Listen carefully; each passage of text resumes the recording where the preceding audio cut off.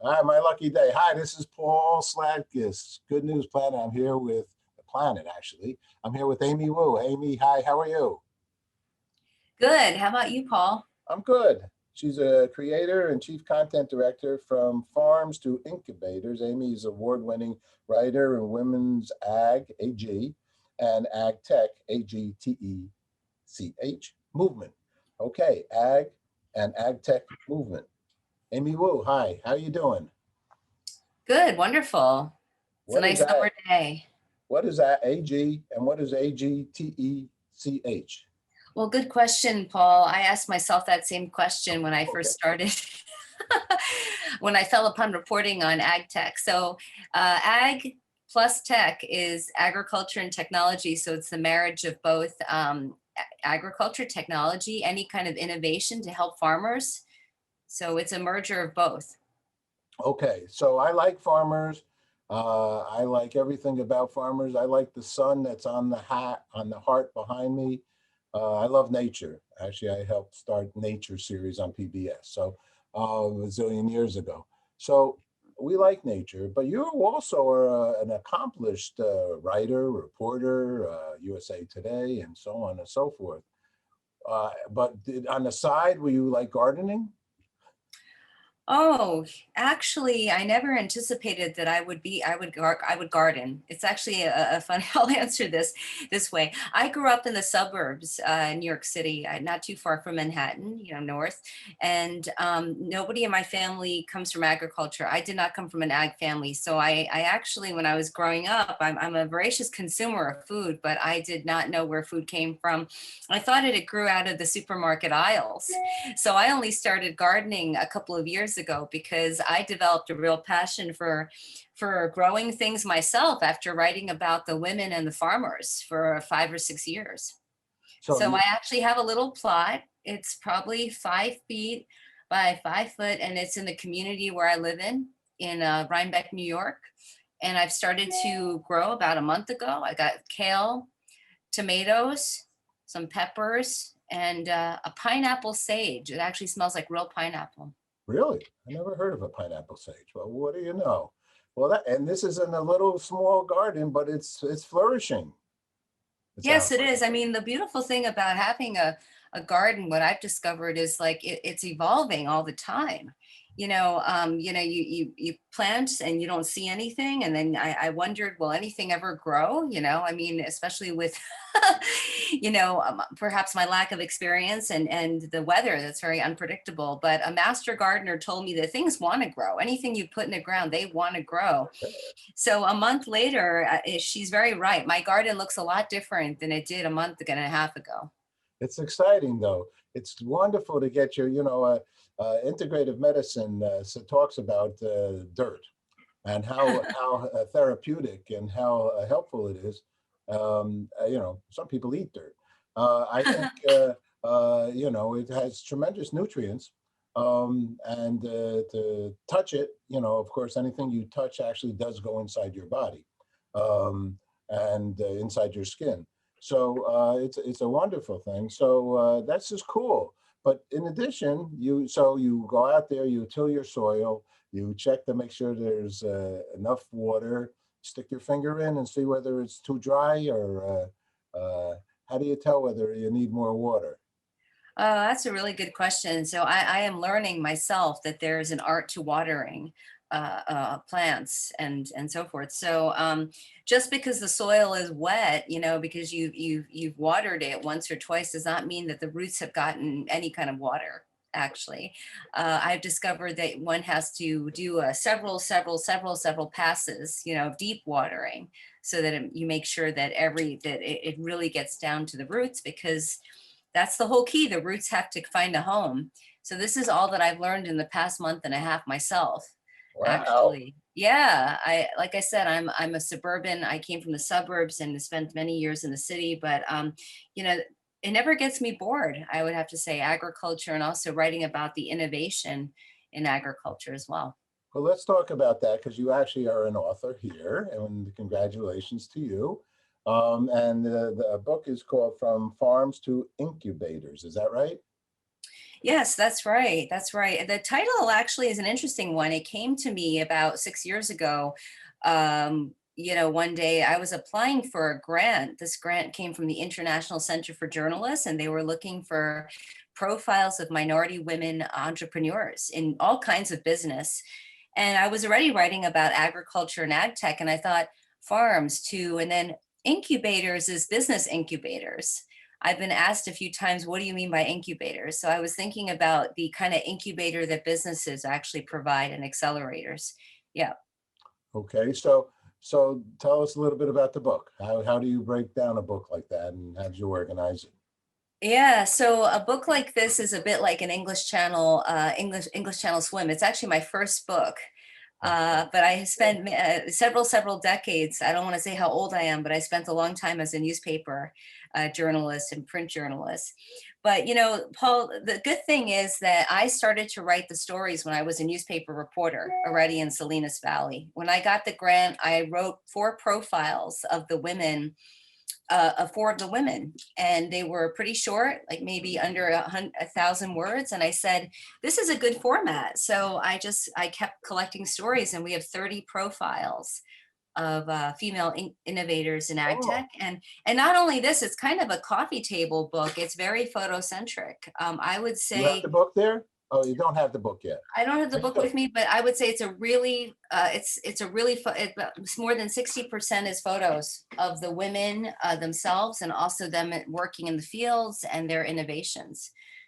Wow. So let's do this. First of all, so you were working in Salinas, California? Is that the spot? Yes, yes. Wow. So this is The farm country. vegetable, the salad bowl of the world. Yeah, I kid you not, that's the name of it. that's the heart of the matter. I know this area. I lived in California, and most of our food comes from California. In fact, I actually believe that we had some droughts. When we have droughts, that was part of the 2008 difficulties here financially in America. It was Yeah, assertive, for some have said, in addition to mortgage concerns, but had also the double whammy was a drought in yeah, California. And when you have a drought in California and all of our food is coming from California, yeah. a good portion, that's a concerning kind of thing. But those are kind of things that you look.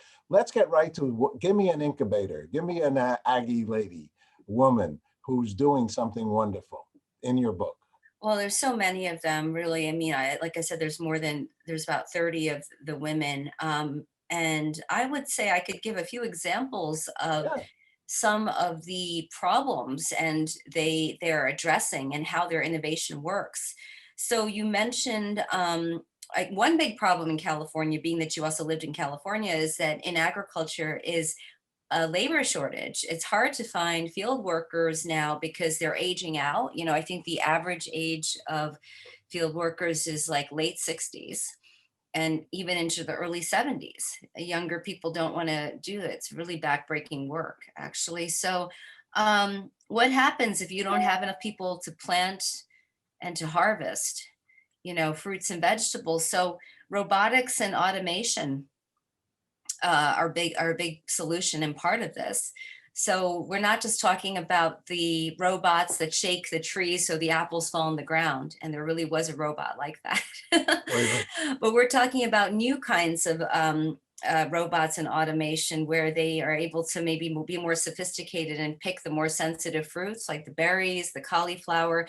But anyway, back to the robots and automation, there's a company called Bear Flag Robotics, and they have a self-driving tractors that can drive themselves. uh-huh, So you may not have to find the workforce to necessarily drive the tractor if you can operate it from afar.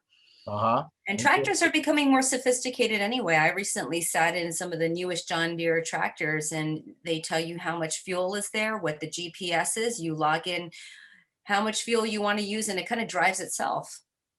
Yeah, So I do. farming has always used technology. So innovation in that sense is not necessarily that big of a difference. Um, but also, let me talk about another woman. We have a machine called the Hydra, a machine where berries and nuts are placed inside this machine, and it uses artificial intelligence (AI) to grade the quality of the berries and the nuts. So that addresses just issues related to food safety as well, and maybe also issues of food waste ultimately. So that's another company called AgShift.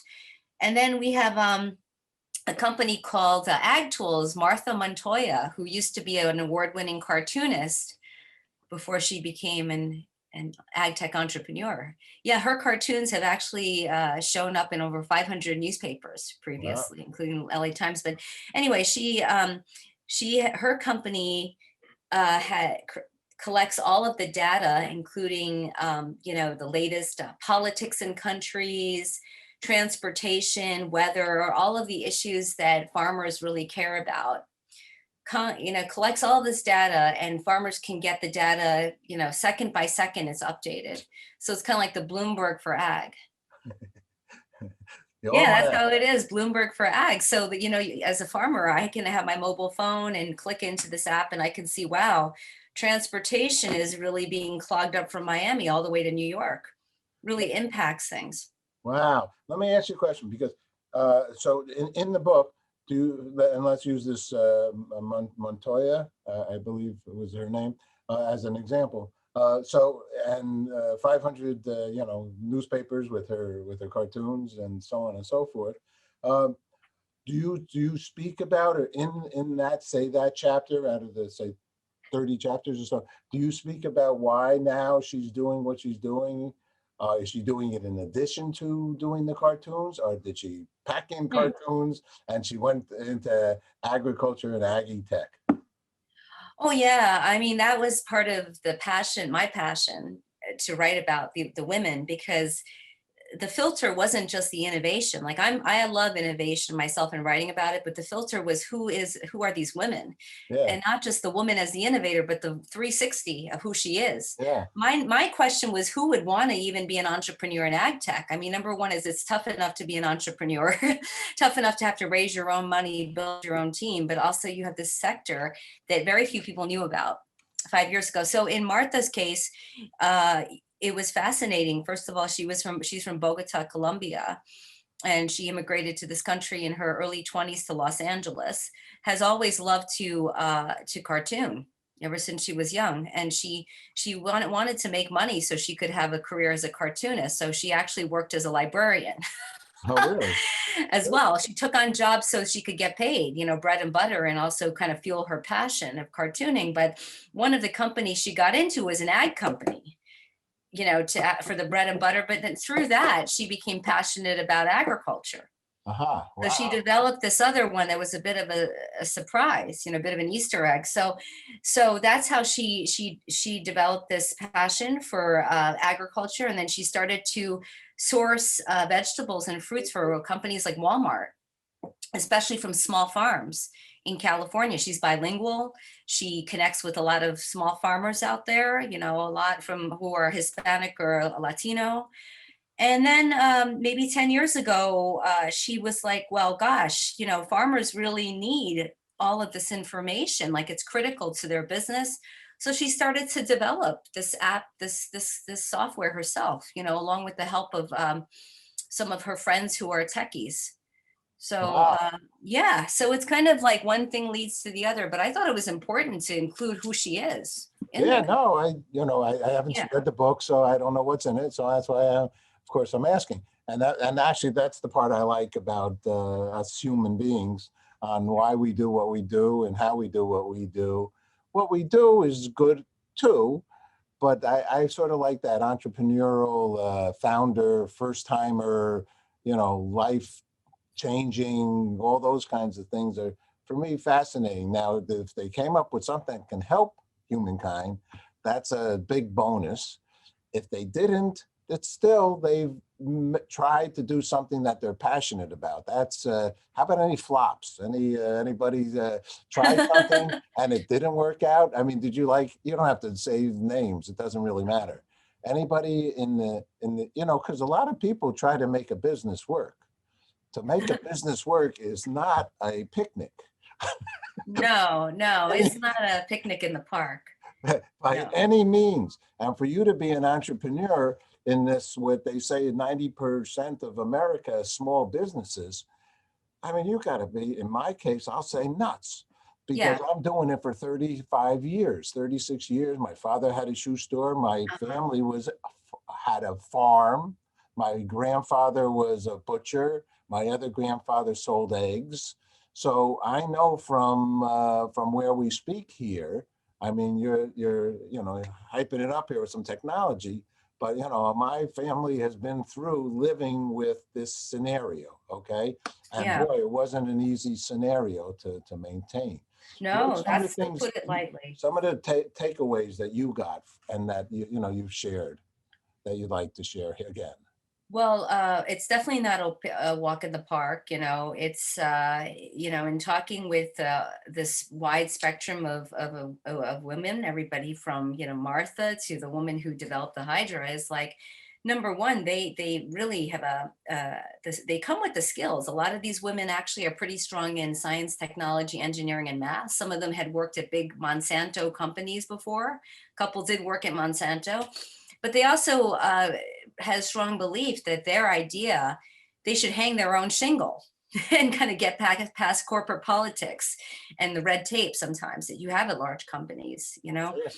But yeah, the big challenge is raising money, and the statistics still show that there is a very small percent of the money going to women founded companies, especially when it comes to ag tech.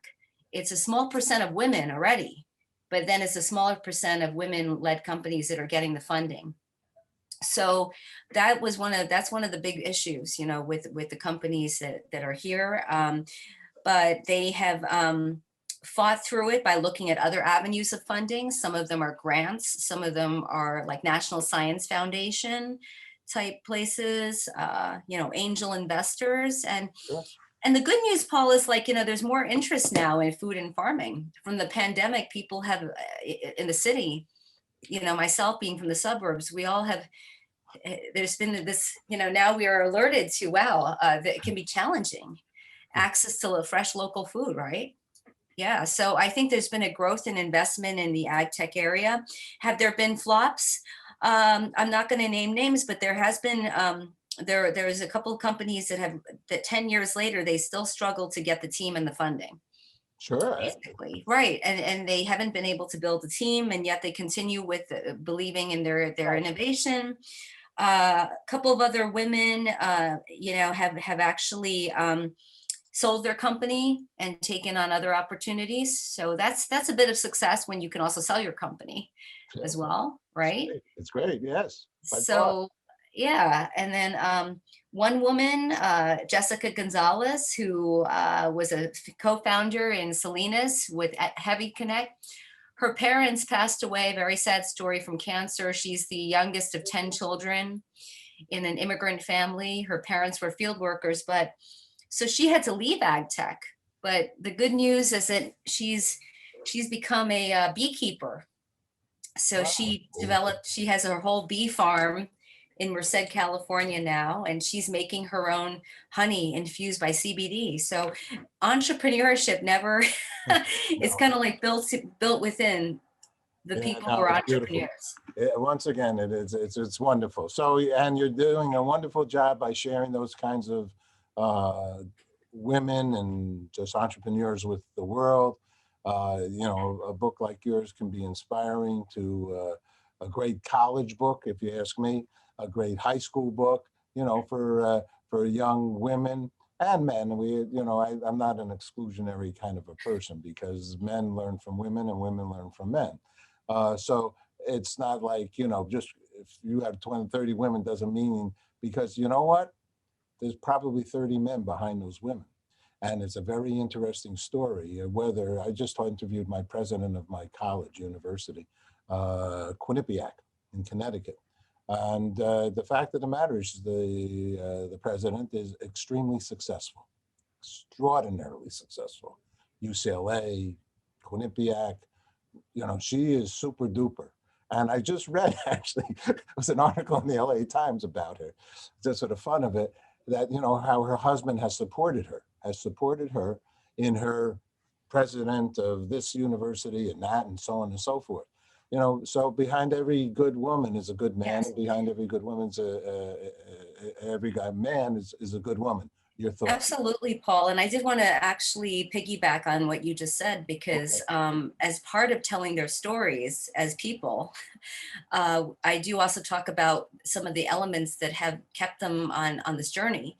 And it's true. I mean, they have families and husbands and boyfriends who have supported them. One took her family across the country, you know, drove from New York to California. And it also takes mentors. So it does take, you know, a whole community to actually support an entrepreneur. So There's yes, no doubt about it. for It's every good woman, there's a 100%. good man, and every good man, there's a good woman. This is very true in ag tech. And then those little kids, they better support it too, because they could be annoying. No, I'm just kidding. I'm a grandpa. So, but they could ruin a good day. No, I'm only kidding. They're not my kids. So, okay, last question, because we're very involved with world peace. And so I ask a lot of people, you can take your choice, because I think either any of these would be wonderful for you. So I ask people, what does peace mean to them, or what is love, or what is hope, or what is faith? You know, I think I'm going to ask you whatever one you would like to answer, but I think I'm going to ask you about hope, because I think what you have created here is hopeful that we're moving our lives forwards. So I'm going to ask you, Amy, what does hope mean for you? Hope means that we share our stories in the present, and we share them with the idea that the next generations will have an opportunity to read these stories, and to see how, like, basically like the stories of these women, I see them as a historical document in the future. I'm a history major, if I didn't mention it, from college as well. Columbia, So I think smart woman. so hope is that when the next generation picks up this book or these stories, that they will take a look at it and almost in surprise say, wow, there was this book that just highlighted women, because they're everywhere now. I don't know why there was a book that just highlighted women, because I see them all over in the landscape of innovation, technology, agriculture. This is just going to be a part of the fabric, so that it shouldn't be necessarily potentially highlighted so much as it is just a part of the landscape. So that's the hope that was the hope in putting together this book, basically. Okay, that's what I thought. All right, I was leaning that way. All right, Amy, well, thanks so much for sharing, and congratulations on the book. Where can people go and get it? People can go and get it wherever books are sold, but I will highlight a couple of places, with a couple of the local bookstores. I believe Shakespeare and Company in the city is carrying it, along with some of the local bookshops in the Hudson Valley, like Oblong and Rough Draft. But also people can get the book certainly on Amazon, on Amazon.com, as well, and Barnes and Noble as Beautiful. well. All right, congratulations. Go play in the garden. Thank you. I will, actually. I'm going to go play in the backyard right now. I love it. I love it. All right, talk to you soon. Thank you, Paul. All right. Amy, bye-bye. All right, bye-bye.